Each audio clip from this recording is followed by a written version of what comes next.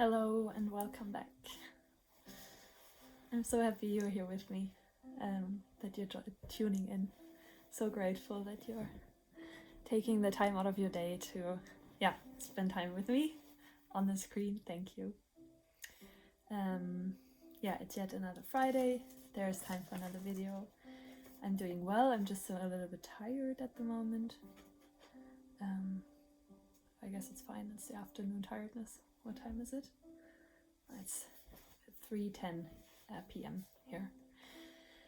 So I hope you're doing well too. I hope you've had a good week, that you're enjoying the spring. Here in Freiburg, like there are all those little bulbs that are already like showing up from the ground, and some flowers are already blooming, and it's getting a little bit warmer and it's so nice. I love it. The sun was out today. It's amazing.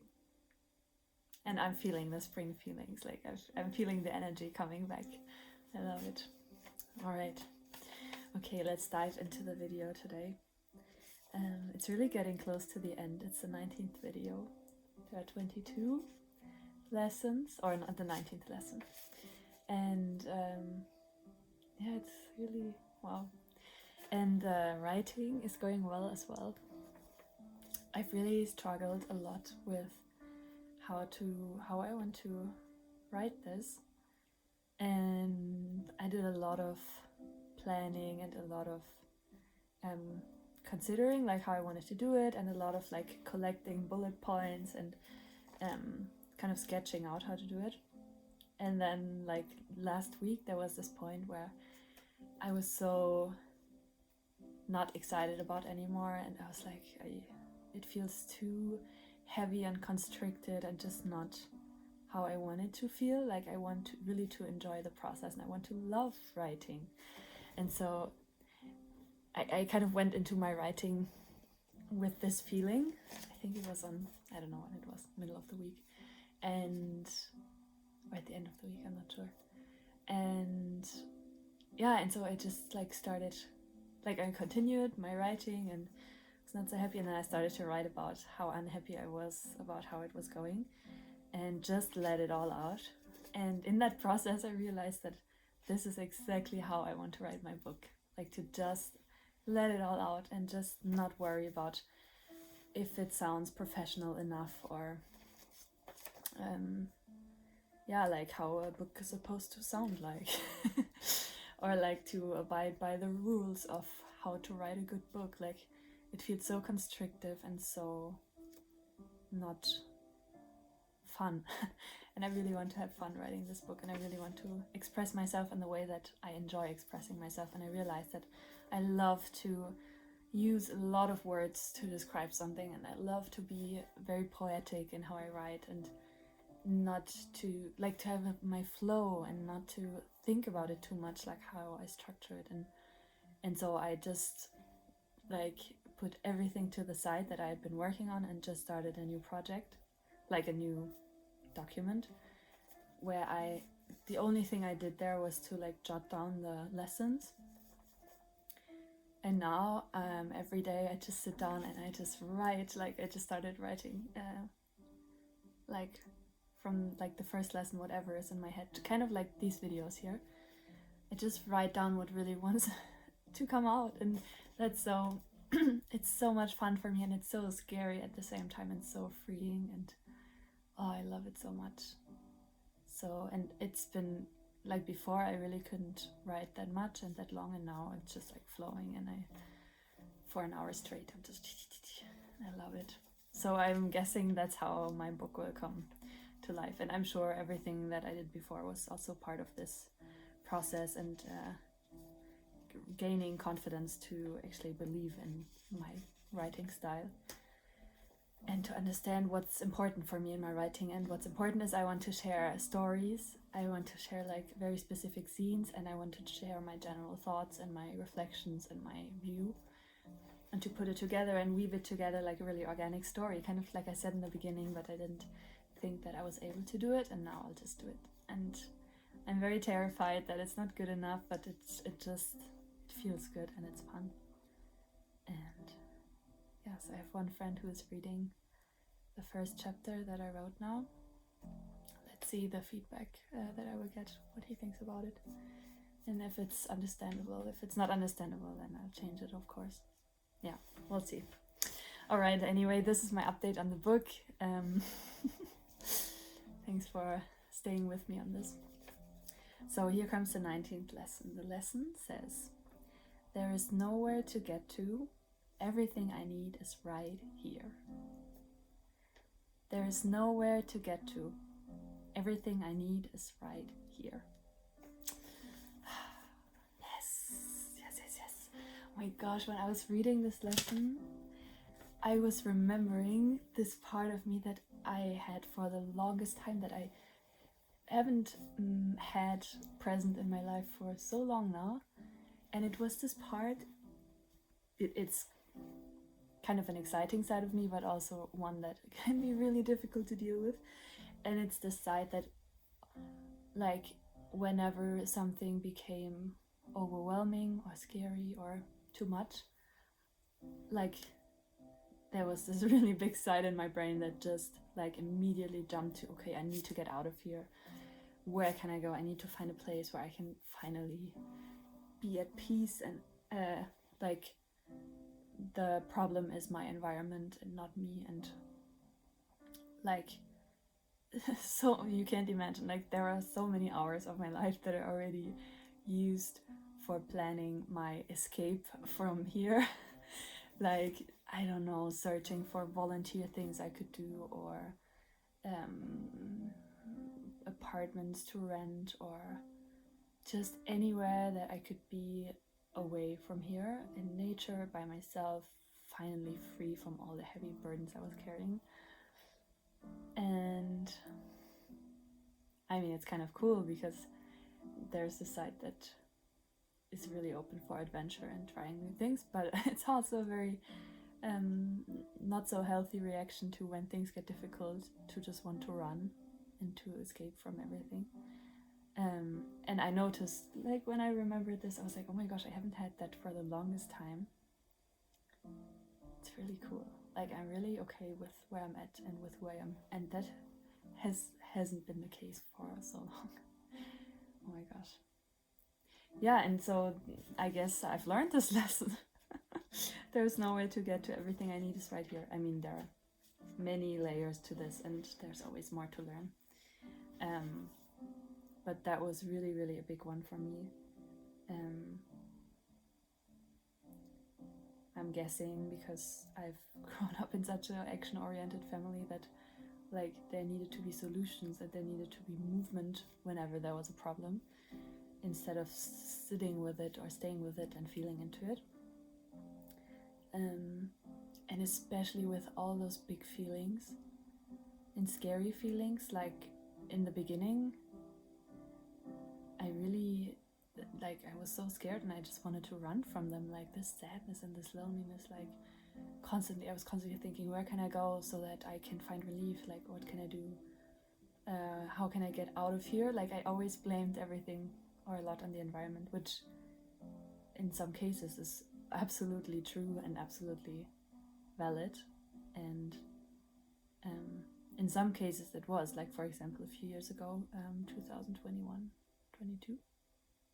Yeah, I worked at an organic store and eventually I quit because it was such a toxic environment for me there. Like, there was so much negativity between the team and the boss, and it just was weighing me down so much, and I just felt constantly drained by everything, and it was too much drama for me to handle.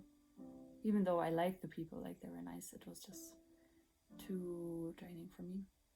So there, it was good that I decided to leave, but I didn't even decide it like on a whim. I really took my time and really considered a lot of ways to handle it, and reflected so much on it, and then eventually I chose to leave, but with a lot of peace of mind, and like, okay, now is my time, and not on a whim and not like running away from it as like an impulse.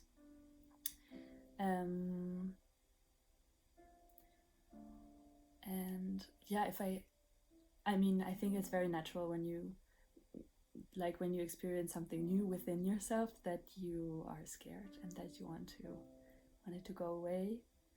If I like reflect on the beginning of my depression, I wanted to like get away from my family home that I was living in, so I moved into the city. I thought, okay, there I'll be better and there I'll be more peaceful and everything will be better. And then I left that and my uni, like my studies, to go back to Tizi for like to this monastery for 3-4 weeks, because I thought, okay, I just want to be in that church and just sit there and be at peace again, because I had felt that the year before when I had spent those 9 months there as a volunteer. So I was like yearning for like a space to hold all of this, because I felt like I wasn't able to, and I felt like I needed someone to hold it for me, because I was so scared of it, or so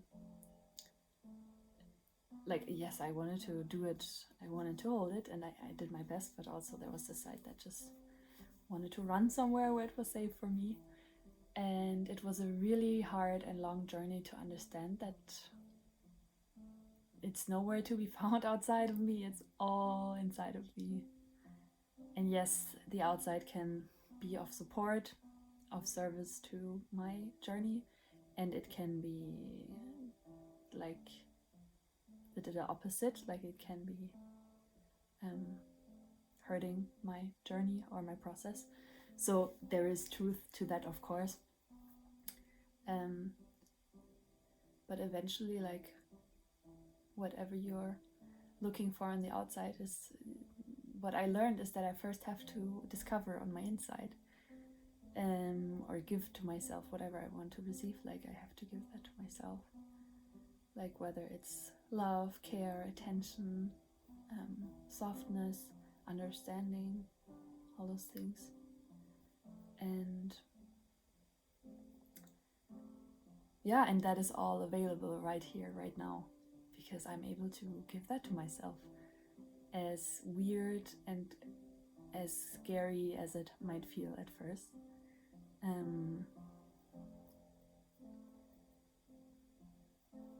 Yeah, and oftentimes those big moves of like, I need to get out of here, they cost, like, I think I learned that eventually, like, it costs so much energy to make a big life change, that honestly it doesn't add up to, or like when you're like a fight or flight state, all you want is like a quick solution or a quick relief, and those whims that I had of like, I need to get out of here, like they take a lot of planning and effort to actually like you know what I mean. Like to put into action, like to follow through with this plan, like to go somewhere, like to communicate with people and maybe get another insurance, like do all those things. And when you're like very desperate and fight or flight mode, you just want a quick solution.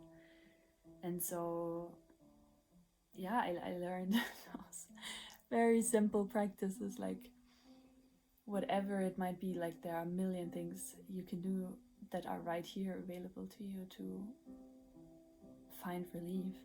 May it be to give yourself a hug, or to breathe deeply, or to sigh, or to focus on the soles of your feet. That's something that's been helping me a lot in the last week or weeks, and that's given me a lot of grounding. Focus on my feet, and to feel the sense of grounding and connection to earth, and all those things. But I mean, to be honest and to be fair, if I look back now, like those practices, I only learned them after 2-3 years into my depression. And the first years, I just did whatever I could think of in the moment. And it often felt like it wasn't enough at all. Or I felt like I was so helpless and so at the mercy of my emotions and this darkness and this heaviness. Like I really felt like I'm up against this dark monster inside of my heart that is way too big for me. That's how it felt in the first years. In this so what did I do? I rested, focused on anything that could give me joy and relief. Like in the first year, I played so much piano and I sang so much, and like now I know how healing singing is, how it really regulates or activates your vagus nerve, which is the nerve for relaxation and calm and rest and digest. And it's kind of the antidote to this fight or flight, this parasympathetic nervous system and sympathetic nervous system, I think. Oof, I'm sorry. But there's this other pathway of nerves that is activated when you're in fight or flight. And the vagus nerve is like the antidote to that calms you. And when you sing, it's activated. It gave me so much hope and so much relief and so much a way to express my feelings. Like I played a lot of and sang a lot of cover songs, but always ones that I could connect to, like either they would give me hope or they would make me feel like there's someone else who feels how I feel and not alone, and I'm able to express my feelings through this song. It was such a help. Like whenever I would feel so overwhelmed and so like helpless and I had no idea where to go, what to do, I just sit down at the piano in our house and just play and sing, and half an hour later I would feel so much better. It was like my lifeline in the first years when I was just having no idea of how to get through this or what to do. I remember that. And I started to record some of those videos and share them, I remember, on Instagram. It was really nice to be seen by others or my friends as well. And what else did I do? I spent a lot of time with my family. I remember 2018 was like after I'd come back from those 4 weeks of TZ. I was back at home, and in that summer, like my sister, my brother's girlfriend were here, and then my cousin came. Like there was a lot of fluctuation in the house, and then we had some guests or some other people stay with us. So I was very it was easy to distract myself with being around people that I loved and that I've had a lot of really nice, good experiences with. It was really a big relief for me, and I think very good that I chose to do this, to be here at home. And yeah, it was what I needed in that moment, so it really relates to the lesson. Everything I need is right here. So that was my medicine in the beginning when I didn't know what to do. And then in 2019 there were so many, I don't really know why, but there were so many extended family celebrations. Like there was a baptism, there was like a big birthday of my grandma and my grandpa, I think. I don't know if it was both, for sure one of them. And then they had their diamond anniversary. I don't know if that's just the word in English. And some other family, like, and then hiking together with like friends and family, and like my cousin came to visit, I think. I'm not sure if it was then, but there was so much going on, and I was constantly like traveling somewhere for family things, or if someone was here, and so I was really, really kind of held in this family net, which at that time I think was exactly what I needed, like something to hold on to and to give me a sense of belonging and purpose, and kind of something to look forward to and to plan and to involve my mind with, even though it wasn't easy because I was so drained and had very little energy and very vulnerable and very raw and felt very hurt very quickly. Yeah, but still it was so helpful for me. And the music, like making the music, continued listening to a lot of music, all of that was super helpful. And I think I don't know if it was this, I think it was summer 2018 when I read all the Harry Potter books. Just something to occupy my mind with, and like stories to get into that I could connect with. I remember that was super helpful. And even though it seemed like nothing very straightforward and nothing that seemed like a big solution, all those things were kind of holding me up while I was moving through the biggest change and scary thing of my life. And so that was super, super helpful. And it was right there. It was nothing that I needed to orchestrate or plan out. It just happened that way. Yeah, that was 2019, and then I started this new study to kind of find belonging more at the end of 2019. And because of that, also began with therapy, because I thought I had been super apprehensive to therapy because I couldn't occupy my mind with going to a stranger, or I just couldn't fathom the idea of like going to a stranger and opening up to them, and I just wasn't ready. But because I wanted to do the study, I thought, okay, might as well have some support alongside of it, because I knew it would get difficult for me, and that's like considering the state I was in. And of course it ended up being super difficult for me to study, even though it was quite nice. But there were many difficulties and things that were overwhelming for me that in the end I stopped it after not even one semester. But I think for the time being it was really, really good. And it brought me to my therapist, so that's a good thing. Yeah, and then it was 2020, and I decided to go to this clinic in February. I think I decided on my birthday. That was the next step, and I went to this clinic, and yeah, there I also received exactly what I needed. Like, it's so interesting how I feel like the right things and the right medicine always meets us exactly when we need it. And it doesn't look how we think it should look, but it's always what we need. Like, I don't know, the journey that I took, it was really how it was really, really good for me. And like logically you would think, okay, you are depressed, so let's get you to a doctor, let's get you on medication and do some therapy, and then you'll be fine. And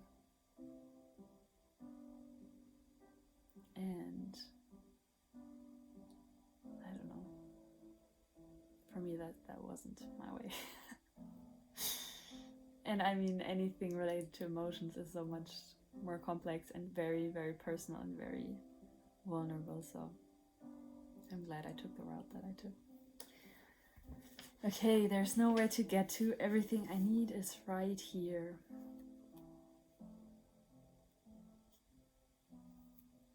I think this is so healing to accept, because yeah, like I said, like you hear all those things. Okay, when you have this, you do that. Like when there's A, you do B.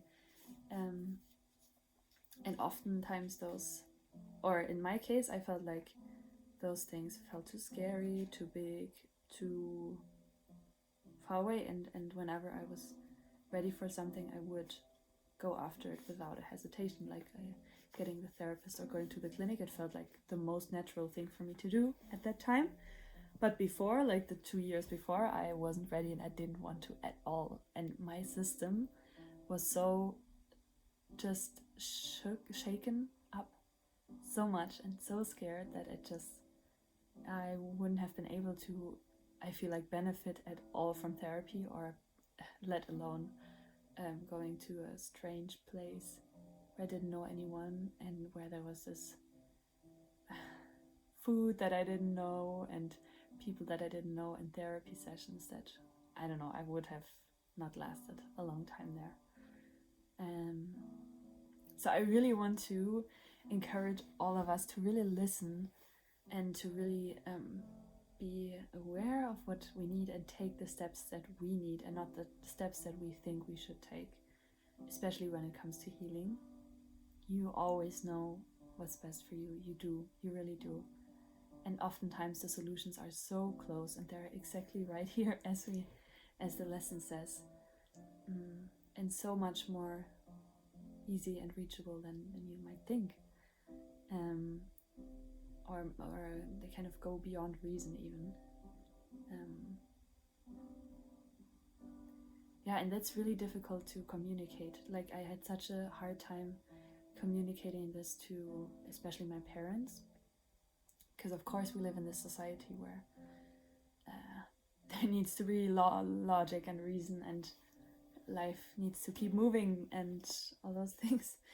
And so they were super scared when I was like, sorry guys, I just need to be at home and I just need to have space and time, and please just let me have this, and I need time to regain energy to do anything. And they were like, what? But you have to fix this, we have to fix you, we have to do something to get you better, to get you out of this, like this needs to change. And I was like, sorry, I'm not ready to do anything, like please just let me live here, let me play my piano once a day, let me spend time with my siblings and just hang out and spend time in a place that I've known since I was a child and that I feel safe in, and let me spend time with my family and just let me live the normal life that I need right now, normal, more or less normal, and just let me go at my own pace, please. That was so hard for them to grasp and to trust. I think that's the main thing, like to trust and not to fall into this, oh my gosh, panic mode, I have to do something now.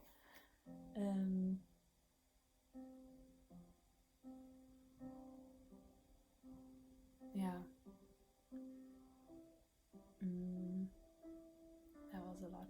And to communicate it to the outside as well, like to any friends we had, like family friends or friends I had, they were like, what are you doing? What are you doing with your life? Like either you study or you work or you do something that's explicable, yeah. Oh my gosh. Yeah.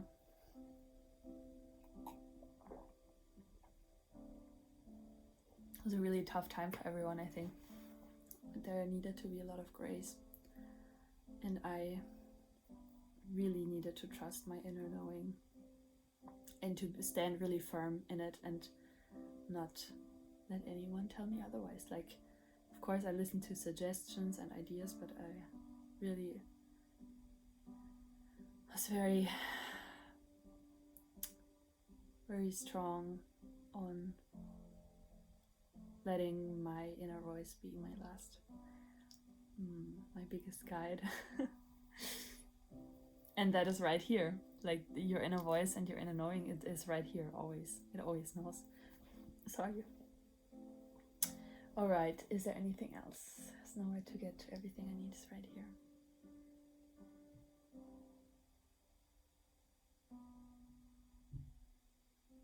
It's so contradictory to like this, the modern world of, okay, let's hustle, let's work hard to achieve the things that we want, and let's, like,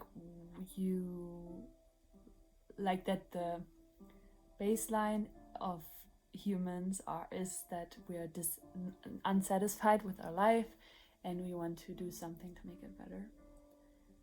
And this is like completely the opposite. Like, there's nowhere to get to, there's nowhere you need to strive for, and everything you need is right here. That's like stopping and looking around and realizing, oh my gosh, it's right here.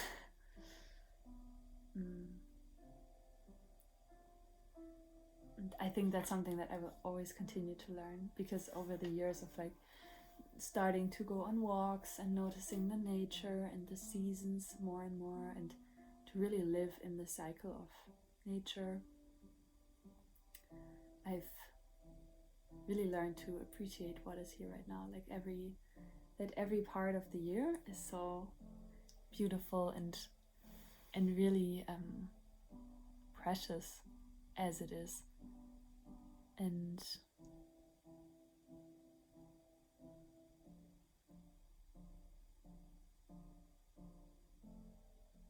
yeah, I think it's very rebellious to live like this,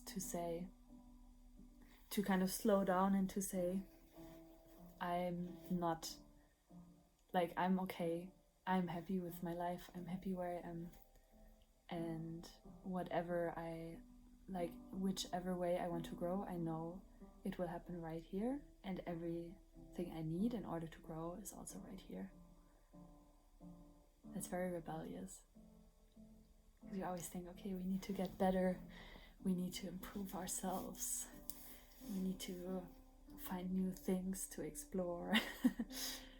Which, it's cool, like, it's nice to be curious, and I mean, I'm also very curious, and I love to learn and explore new things and experience new things, absolutely, like, I love it. But doing this without an awareness of, or without resting in this, what I have is good enough, and what I need will always be here. That's such a rebellious thing to believe.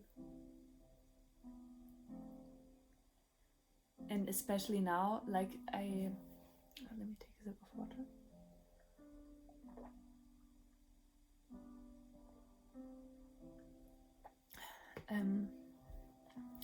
I'm receiving money from the government at the moment, like from the social services, and have since summer of 2021. Yeah. And it was a big deal for me to finally apply for it before my parents were kind of paying for my housing and food, which was very generous of them.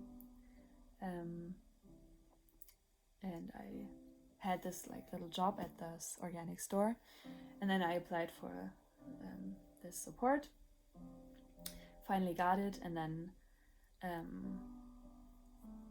there was like always a big thing, like after 6 months I had to reapply and to say that I'm not able to work, so that I cannot look for like a real job or education, like anything beyond this part-time job that I was doing, and kind of prove that that was really the case for me, and kind of give proof of my therapist, and get like an examination from a therapist, like at their headquarter, at the social services headquarter, which was really really uncomfortable experience. Oh my gosh, I think that woman, that therapist who was like asking me all those questions, she was really not having a good day. And for me, it was such a big deal to open up to someone at this place, and I felt so vulnerable, and she really was not doing a good job making this comfortable for me. So it was very, very tough and not a very nice experience for me. Yeah, so it was like a lot of work, and filling out so much paperwork, and figuring out how to fill it out, and communicating with the person that was in charge of my case at the social services, talking with a lawyer about my rights, when they said that I wasn't, I don't know, there was like a problem, and then I asked this lawyer for advice and went to like social service support place, and so there was so much going on, and like having to prove like every half year again, and to reapply for this money again after 6 months. And also what else was there? Something I wanted to say.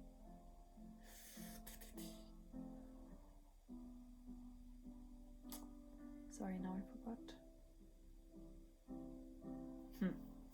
Now I forgot it. Well, that was a big hassle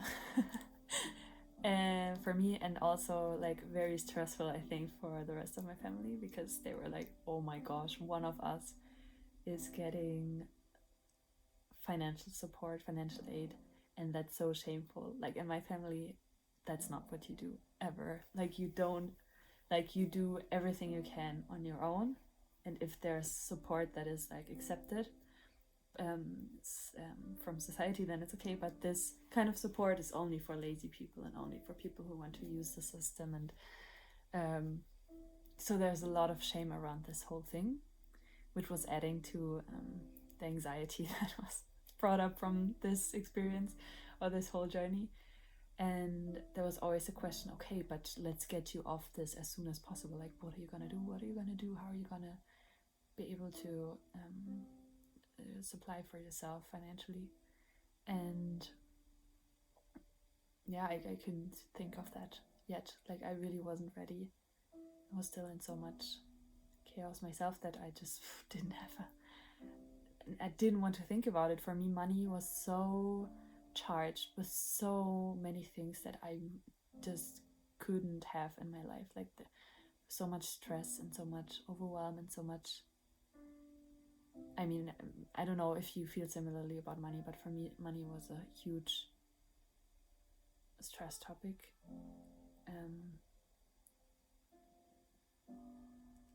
And adding to my anxiety that I was constantly feeling every day anyway, so I felt like I couldn't move from this. Like whenever someone talked about money or my job or the future, I would just freeze up and I couldn't respond. I didn't want to. I was so scared. Oh, it's really not a nice experience. All right, and then eventually, like, this aid ran out, and they moved me to another social services sector where the cases go who are like long-term ill, or like not able to work long term. And yeah, so I applied there, which was a big process too, and my therapist had to fill out this whole big questionnaire. And mind you, at that time I already had my therapist who was in Manchester. We do online therapy and we do therapy in English, and she had to fill this out, which like it was online and it was in German, and it was like a big process. And then I also had to go to like another therapist who was asked from those services to examine me. And so I went there and spent like an hour with this man who was a therapist for his whole life, and he asked me a lot of questions, which I answered honestly, and that was a really nice experience. He was very respectful and very kind. I really appreciated that, because opening up about your struggles and your difficulties, or for me, that's really not easy, or I had to learn this. So I was really grateful that he was so respectful and kind. Anyway, then I finally got this aid, and now I will have financial support if nothing changes until 2026, which is amazing, and which took away so much anxiety that I had. And I mean, I don't know if I will need it. I might be able to make my own money soon. Let's see. I don't know.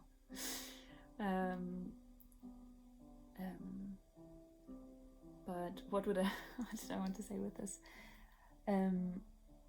Like even with that, like while I was getting the support, there was so much stress like coming towards me, especially from my dad, who really didn't want to accept, or had a hard time accepting that his daughter was in need of that kind of financial support, even though he was the one who put me onto it. Like he was like pushing me, like, do it, we don't want to support you financially anymore, please just apply. And then he felt ashamed that I was doing it. And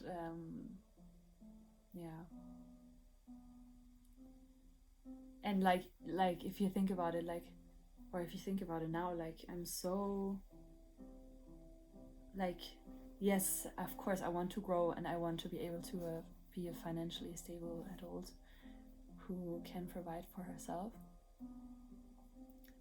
And at the same time, like, there is no rush.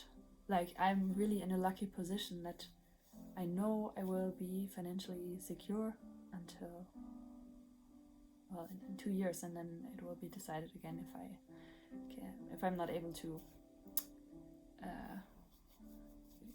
provide for myself then they might say, okay, another 4 years or something. So it's all good now, and I have everything that I need and even more. Like, I'm so okay, and like, I'm so lucky and so grateful, and that right now there's nowhere to get to but to just do my best every day and like stay committed to my healing and getting better and doing what I can to go towards this goal of like financial stability.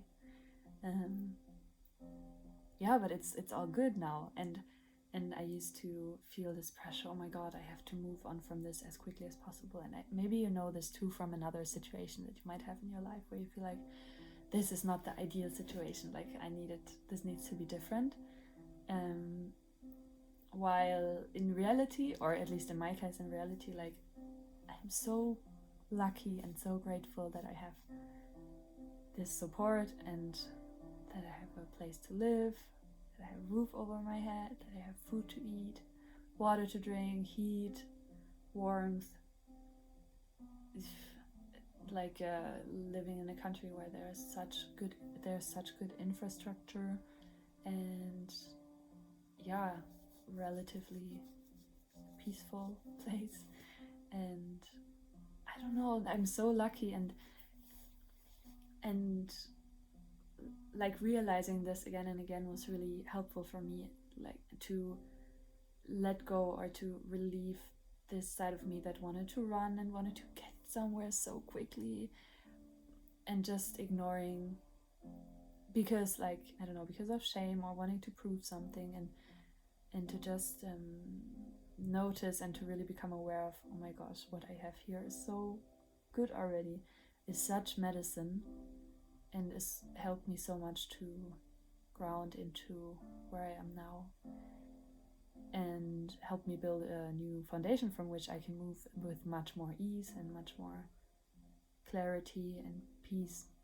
So that's the best thing I could ask for. Like, that's the best way to heal, like to feel like you have a foundation of peace or stability and gratitude. So for me, whenever I think it took me a few years to get there, but I really feel like now I'm feeling this. There's nowhere to get to everything I need right here. And whenever I start to get anxious or scared, I really do my best to think of ways that are, or of modalities, things that could support me that are accessible right here, right now. Like anything from going for a walk, which I did yesterday, which was so nice to watch the water and feel the wind. It was so stormy, and hear the birds sing. It was like healing my anxiety like right away. Or maybe I started oiling my body, which is grounding me so much and helps me so much to get back into my center. Wow, this is a huge, amazing thing that I never thought. Like, I never thought there was such easy access to me feeling good or feeling grounded and calm. Or taking a nap, as simple as that may sound. Or making music, singing, dancing. There is so much medicine that we hold in ourselves that we can't even imagine. And that is right here, that is accessible to us right here. So I really want to encourage you to believe this in your heart as well. that there's nowhere to get to, and everything you need or everything we need is right here, and that the medicine we're looking for is no further away than an arm's length. I learned this in my women's circle as well, that the herbs that the best medicine I really love this saying, the best medicine, or the medicine you need, is always only one arm's length away. Like that, the idea that whatever grows around you is there to be medicine for you too. I really love this thought. Yeah, so I guess we're at the end of the video. I hope whatever I said was helpful to you. Oh my god, I can't believe that I'm making those videos, just speaking about whatever comes up. And I hope that it was new for you. I haven't shared so much about this social service stuff in other videos, so I'm glad it came up now. It's been a big part of my journey too. All right, now the sun is coming out again. Looks so nice, and the clouds look so nice. Thank you so much for being here with me. Thank you for listening. It means the world to me. And I just wish you a very beautiful weekend, and may you know that you're always supported and that really what you need is right here, and may you keep looking for relief or whatever you need where you are at. Lots of love to you and a big hug, and I hope to see you next week. All the best to you. Bye.